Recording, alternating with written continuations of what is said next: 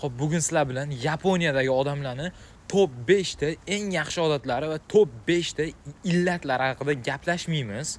Uning o'rniga men hozir sizlarga Yaponiyani qo'pol qilib aytganda sivilizatsiya unchalik zo'r rivojlanmagan joyini, ya'ni qishloq joyini ko'rsatmoqchiman.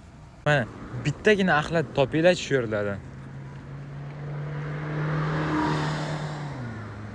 Даже bu yer shahar emas, oddiygina qishloqda ham infrastruktura shunaqa zo'r, kanalizatsiyalar cho'tki ishlaydi, axlat tashashmaydi odamlar. Bunda anaqada 4 ta erkak kishi chiqib oladi-da, xotinlarga o'xshab g'iybat qilib, kimdirlarni simichkacha qilib yerga tashab o'tirmaydi bu yerda. Nimaga Yaponiyani maqturasan, yomon tomonlari ham bordir Yaponiyani deyshadi. Da bor, конечно. Bor bo'lganda ham juda ko'p. Lekin qaysi biri ko'proq yaxshi tomonlari? Qaysi birining yomon tomonlari ko'proq? O'shanga ham e'tibor beraylik. Hop, nima qilish kerak? Surish kerak. Kelish kerak Yaponiyaga. Hechim kutumdinglar? Yo'q.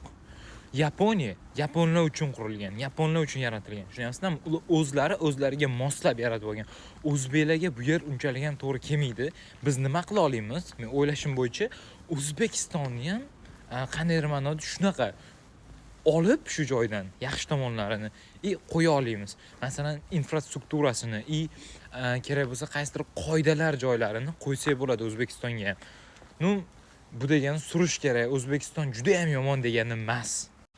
Hozir obuna bo'lib qo'ymasangiz keyin topolmay qolishingiz mumkin. Men shu profilda Yaponiyaga oid video tayyorlab boraman.